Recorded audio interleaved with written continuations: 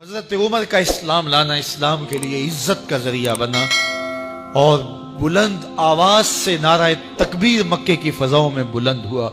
40 مسلمان جب ہو گئے تو پھر میرے رب نے کہا یا ایھا النبی حسبک اللہ، اے نبی تمہارے لیے اللہ کافی ہے، ومن اتبعک من المؤمنین، اور تمہارے لیے اہل ایمان کافی ہے۔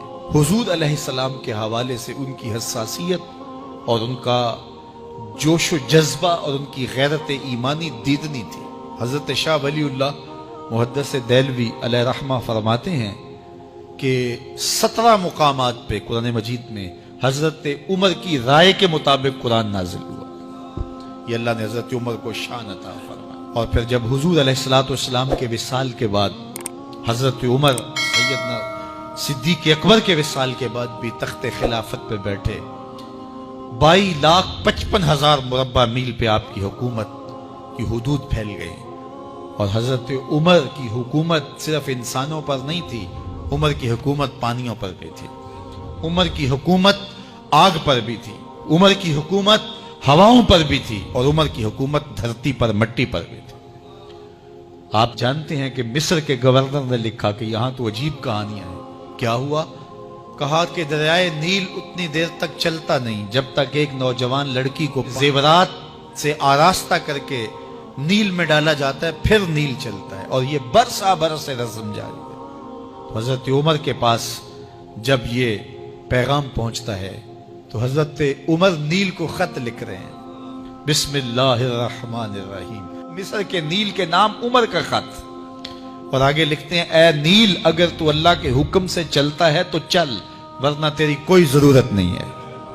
اور رکا لکھ کر کاسد کو دیا، جا کے یہ دریائے نیل میں ڈال دو۔ اللہ اکبر، جن کے رکے دریا بھی مانتے ہیں، پانیوں پر بھی حکومت ہے۔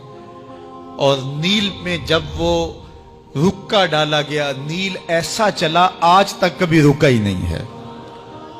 پانیوں پر حکومت، ہواؤں پہ حکومت۔ مسجد نبوی کا ممبر ہے، عمر خطبہ دے رہے ہیں، عراق کے علاقہ نہاون میں جنگ ہو رہی ہے، مدینے سے 1 مہینے کی مسافت ہے، 1 مہینہ مسلسل چلیں تو نہاون آتا ہے۔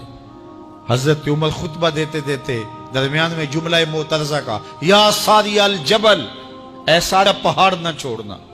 لوگ حیران ہیں کیا ماجرا ہوا کہ ہم سے مخاطبہ ہے، ساریہ نہاون میں ہے، اور کہا ساریہ پہاڑ نہ چھوڑنا۔ 1 مہینے کے بعد جب وہاں سے قاصد آیا، اس نے کہا اللہ نے فتح دے دی۔ کہا کیسے؟ کہا پہاڑ کو چھوڑ کر دشمن پر ٹوٹنے لگے تھے، آگے بڑھنے لگے تھے، ان پر حملہ آور ہونے لگے تھے۔ اچانک عمر کی آواز آتی، پہاڑ کو نہیں چھوڑنا، کیونکہ اگر ہم پہاڑ کو چھوڑ دیتے دشمن پیچھے سے حملہ آور ہونے کے لیے تیار کھڑا تھا۔ تو کہا بس ہم پہاڑ کو اپنی پشت پہ پھیر رکھا، اور اللہ نے اسی دن ہمیں فتح عطا کر دی۔ ہوائیں بھی ان کا پیغام پہنچاتی ہیں، پانی بھی ان کا حکم مانتے ہیں۔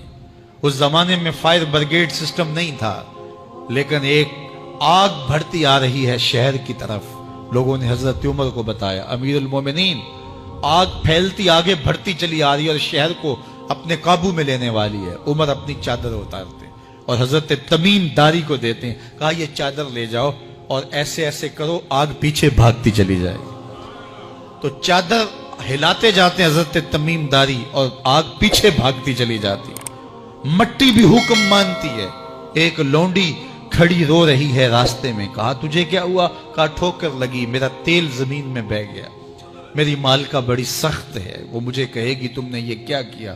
عمر درہ زمین پہ مارتے ہیں، فر الارض الم عادل علیک، زمین عمر نے تیری چھاتی پہ عدل نہیں کیا؟